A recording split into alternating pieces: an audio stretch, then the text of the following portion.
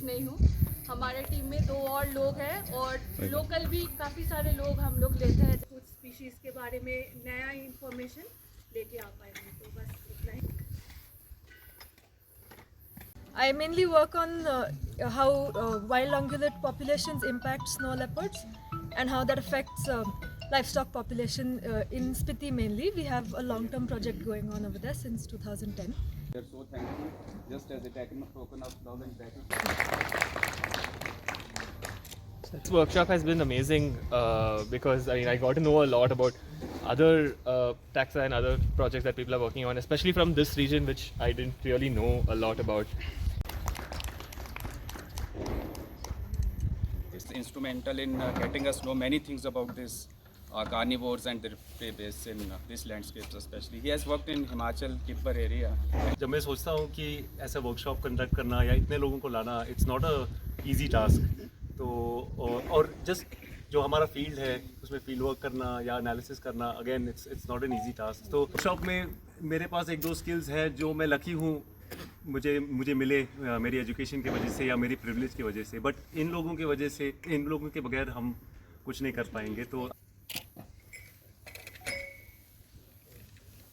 2 दिन से जो डिस्कशंस हो रहे थे फॉरेंसिक की तरफ चैनलाइज होना 2013 के बाद की शुरुआत थी। उसके पहले इकोलॉजिस्ट के फॉर्म में चलते थे, पर ये था कि हाँ कुछ नहीं होता है तो क्यों नहीं होता है, बस वो जो एक कीड़ा था ना दिमाग में, वही इस चीज़ को लेते आया है। पर अभी भी वही रहता है, अगर ऐसा नहीं है तो क्यों है आई हूँ, और जिसमें हम मॉर्फोमेट्रिक्स भी बोलते हैं।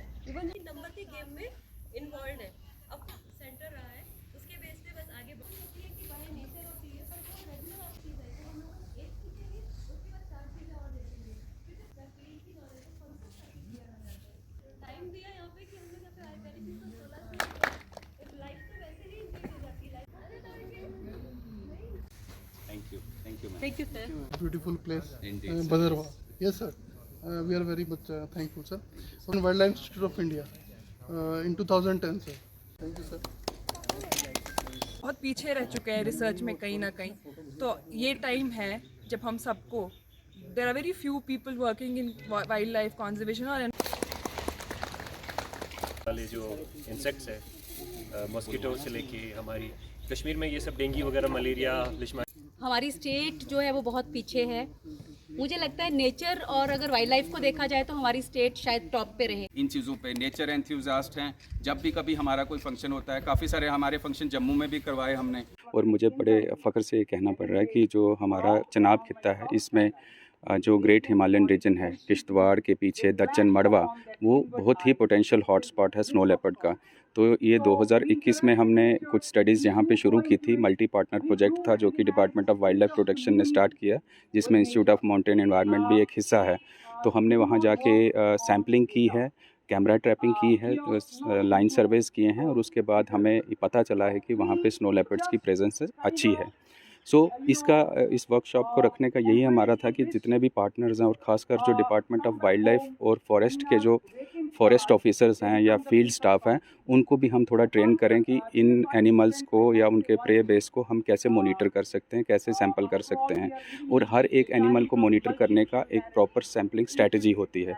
उस पर हमने ये डिस्कस किया कि पहले स्नो लेपर्ड को मॉनिटर कैसे करना है, उसको सैंपल कैसे करना है, कैमरा ट्रैपिंग कैसे लगानी है, किस जगह पे लगानी है, उसके साइंस जो हैं वो कहाँ से देख के कैसे कलेक्ट करने हैं, और कैसे उनको प्रिजर्व करके आगे लैब में लेके जाना है, उनका प्रे बेस जिसको वो खाते हैं उसकी मॉनिटरिंग कैसे करनी है। और उसके बाद स्नो लेपर्ड लैंडस्केप्स में बाकी जो ग्रुप्स हैं, चाहे वो बर्ड्स हैं, बटरफ्लाइज हैं, उनको भी हमने कैसे मॉनिटर करना है। क्योंकि जब हम एक स्पीशीज़ को कंजर्व करते हैं, जब स्नो लेपर्ड एक बड़े लैंडस्केप में रहता है, तो जब हम लैंडस्केप को कंजर्व करते हैं तो बाय डिफ़ॉल्ट स्नो लेपर्ड भी कंजर्व होता है और उसके साथ एसोसिएटेड स्पीशीज़ भी कंजर्व होती हैं। तो ये हमारा एक बड़ा सक्सेसफुल वर्कशॉप था। तो मैं डॉक्टर मुनीब खनियारी हूँ सर, मैं NCF नेचर कंजर्वेशन फाउंडेशन से हूँ। एक हमारी टीम हिमाचल, लद्दाख और जम्मू कश्मीर के एरियाज़ में काम करती है। तो ये वर्कशॉप जो आज हुआ है, पिछले 3 दिन से हो रहा है, स्नो लेपर्ड और उसके मैमल्स जो हाई हाई ऑल्टीट्यूड एरियाज़ में रहते हैं उनके ऊपर है। ये वर्कशॉप काफ़ी इंपॉर्टेंट रहा है क्योंकि जो स्नो लेपर्ड है एक आइकॉनिक स्पीसीज़ है, तो उसको कैसे स्टडी किया जाए बहुत डिफ़िकल्ट होता है। तो इस वर्कशॉप से काफ़ी लोगों को पता चल गया कि कैसे उसको स्टडी किया जाए, कैसे उसको बचाया जाए। और स्नो लेपर्ड को अगर हम कंज़र्व करें तो हमारे ये हाई ऑल्टीट्यूड एरियाज़ कंज़र्व हो जाएंगे और यही एरिया से हमें पानी जो हमारे रिवर्स हैं वहीं से ओरिजिनेट होते हैं। काफ़ी जो क्लाइमेट रेगुलेशन होती है वो इन्हीं एरिया से होती है। तो उस मुद्दे को लेकर ये वर्कशॉप काफ़ी सक्सेसफुल रहा है और हम यही चाहेंगे कि अब लोग इस जो भी यहाँ सीखे हैं अपने लोकल लेवल्स पे जाके उसको इम्प्लीमेंट करें। कुछ नहीं हूँ, हमारे टीम में 2 और लोग